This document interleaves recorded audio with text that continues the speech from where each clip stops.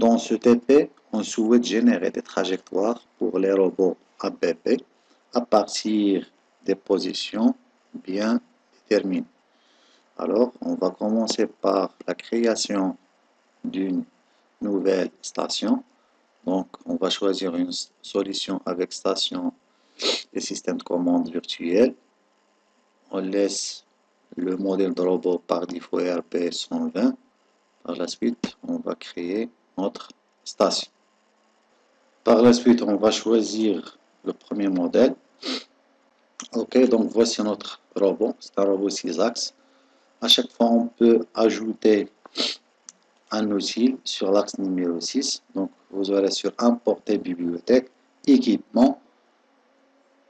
Vous choisissez My Tools. Vous allez sur Implémentation. My Tools, c'est un outil par défaut. Pour attacher l'outil sur le robot, il suffit de glisser My Tool sur le robot. Une fenêtre d'avertissement. Voulez-vous mettre à jour la position de My Tool? Oui. Et voilà notre outil qui est fixé sur l'axe numéro 6. Donc, comme vous savez, pour créer une trajectoire, il suffit de prendre ou bien de définir plusieurs positions. Pour cette raison, on va prendre des positions. Donc, l'objectif de ce TP est de définir une trajectoire à partir de 4 positions. Par la suite, on va définir le mode de déplacement entre les différents points avec la vitesse de déplacement. Donc, on va sur position ou bien il faut cliquer sur l'icône apprendre la position. On suppose que notre position initiale ou bien la position 0 c'est celle-ci. On va mettre apprendre la position. On va cliquer sur apprendre la position. Voilà. Donc vous allez sur l'icône trajectoire. Vous sélectionnez l'IRP, votre robot. Par la suite, repère, objet et position. Objet 0. Et voilà notre première position. Target 10. C'est la première position. Et comme vous savez, chaque position est définie par son emplacement par rapport à un repère. Donc, dans le système Robotics Studio, vous avez 4 types de coordonnées, ou bien 4 types de repères. Le premier repère, c'est un repère lié à l'outil. Le deuxième repère, c'est un repère lié à la base du robot. Le troisième repère, c'est un repère lié aux ateliers. Donc, c'est un repère atelier. Le quatrième repère, c'est un repère pièce. Si vous avez une pièce, vous pouvez à chaque fois créer un repère lié à votre pièce. Donc, voilà les 4 systèmes de coordonnées. Coordonnées utiles, coordonnées de base, coordonnées atelier, coordonnées pièce. Par défaut, dans le système de coordonnées, dans le logiciel Robot Studio, vous trouvez les repères de base et repères atelier. Ce sont des repères qui sont confondus. Donc, voici donc notre repère. Le premier repère MyTool, c'est un repère lié à l'outil. Par contre, les deux repères atelier et repères de base, ce sont deux repères confondus, comme vous voyez, X, Y et Z. Ce sont des repères confondus. Par la suite, si on veut créer un quatrième repère, c'est un repère qui est lié à la pièce. Donc, on va prendre des positions par rapport à un repère. C'est bon? Donc, la première position déjà prise, c'est Target 10. Alors, dans cet exemple, on va créer une trajectoire simple à partir de 4 positions. Donc, pour choisir la deuxième position, il suffit de déplacer notre outil. Donc, pour le mode de déplacement, comme nous avons déjà vu, nous avons un déplacement, soit une commande axe par axe, ou bien une commande linéaire, ou bien une commande circulaire, ainsi de suite. Donc, vous avez le choix. On suppose que notre deuxième position se situe juste près de la première position. Donc, il suffit de sélectionner un mode de pilotage, soit linéaire ou bien par axe. Voilà. Par la suite, je peux déplacer my tool suivant l'axe X et prendre la deuxième position. Voilà la deuxième target, c'est target numéro 20. Par la suite, je peux déplacer. Voici donc notre deuxième position. C'est bon. À prendre toujours la troisième position et la quatrième position. À prendre la position. Donc, comme vous voyez, nous avons pris 4 targets, 4 positions. Première position, deuxième position, troisième position et quatrième position. À chaque fois, je peux commander le mouvement de robot pour aller à la position. Donc, voir le robot à la position. Voilà la première position, deuxième position, troisième position et quatrième position. Donc, qu'est-ce qu'on va faire? On va créer un trajectoire. C'est un mouvement bien défini entre ces différentes positions. La deuxième étape, c'est la création d'un trajectoire. Donc, on va sélectionner notre première position et on clique sur la droite de la souris. Donc, voilà, ajouter à la nouvelle trajectoire. Voilà notre nouveau trajectoire, patch 10, target 10. C'est bon. Par la suite, on va sélectionner, contrôle, sélectionner les 3 autres positions. On clique sur la droite de la souris, ajouter à la nouvelle, ajouter à la trajectoire. Notre trajectoire, c'est patch 10 en dernier. Voilà notre trajectoire. Move L target 10, move L target 20, target 30 et target 40. Chaque trajectoire est définie par une vitesse de déplacement entre les deux positions. Pour cela, je vais définir la vitesse de déplacement ainsi que le mode de déplacement.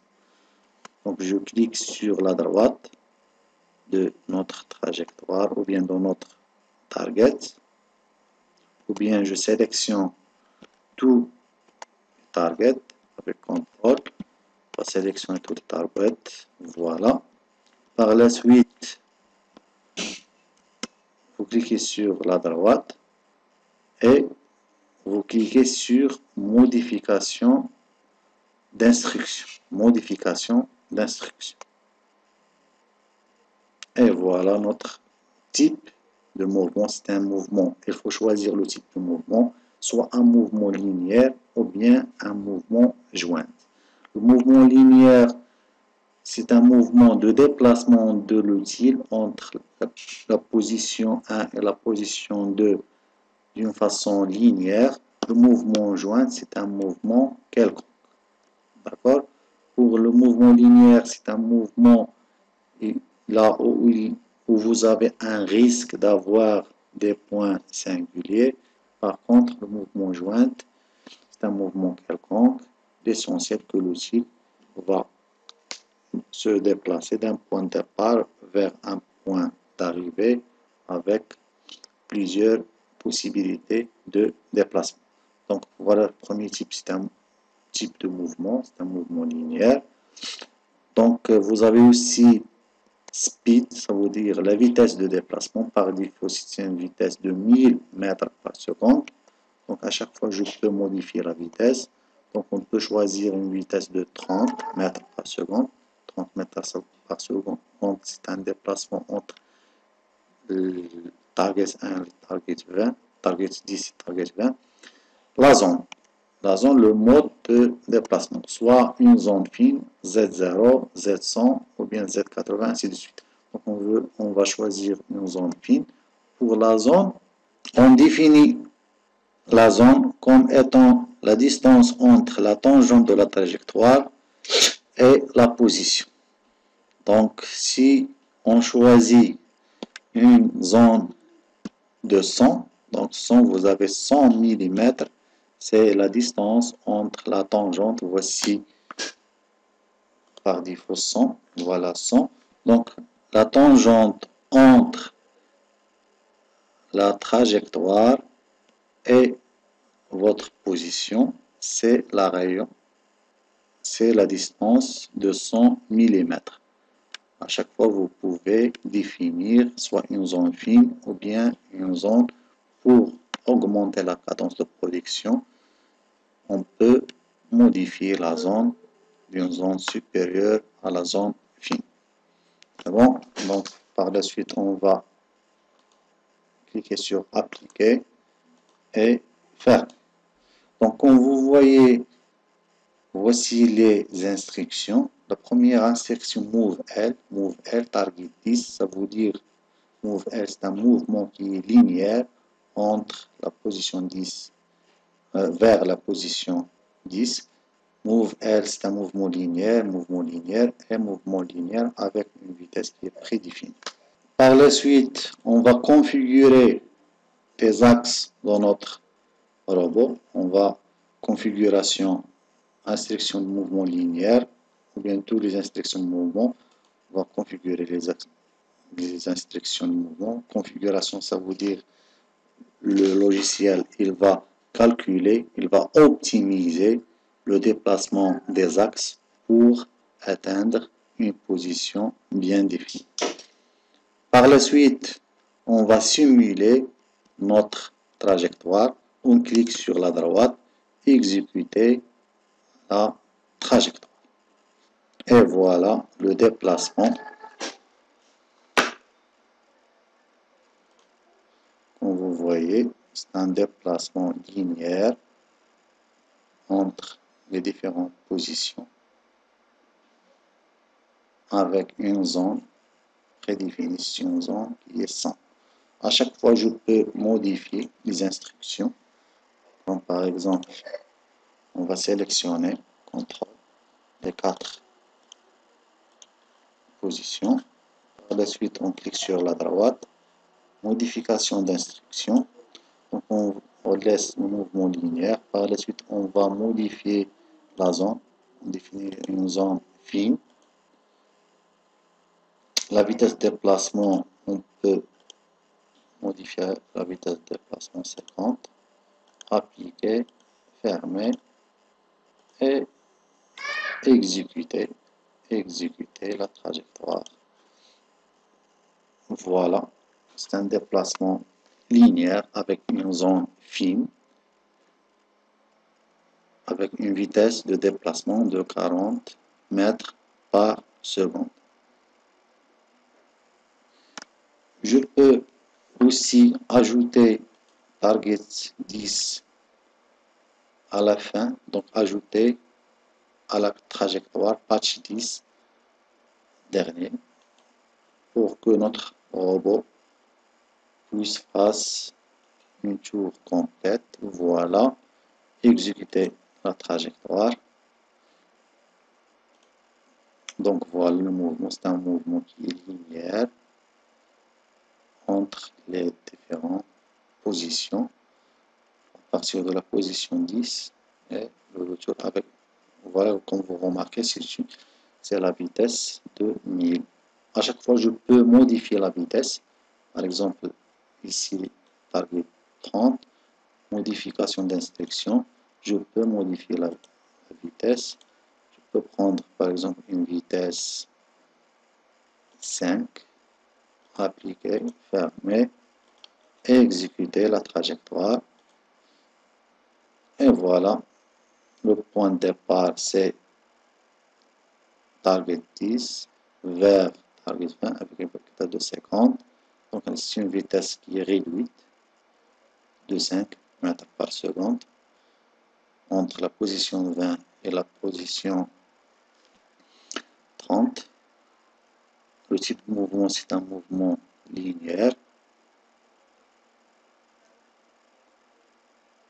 Un autre titre d'exemple, vous pouvez par exemple prendre les positions avec l'outil FlexPendance, comme vous voyez, soit avec un outil à la programmation online par logiciel. Si vous savez déjà la position ou bien les positions de votre trajectoire, vous pouvez prendre les positions d'une façon logicielle ou bien vous pouvez prendre les positions de votre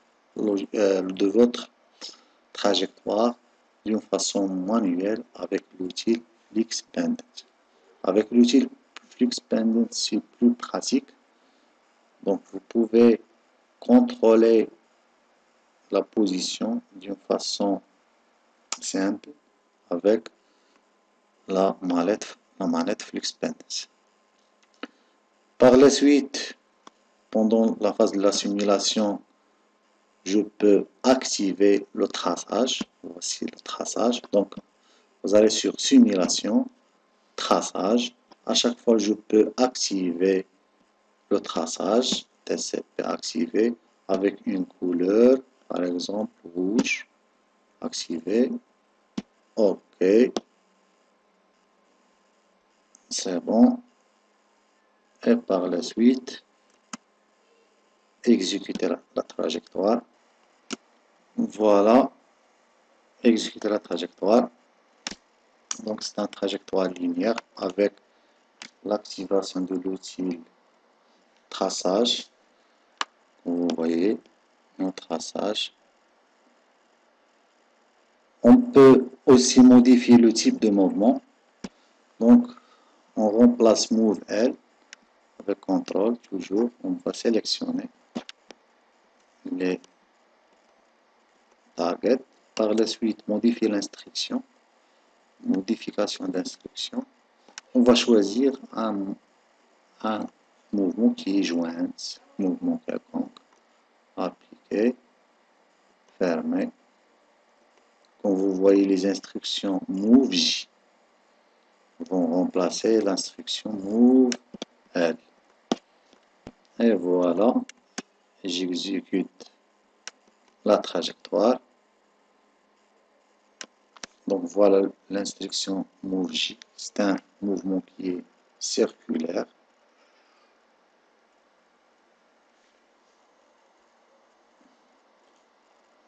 Voilà la différence entre le type de mouvement Move L et Move G.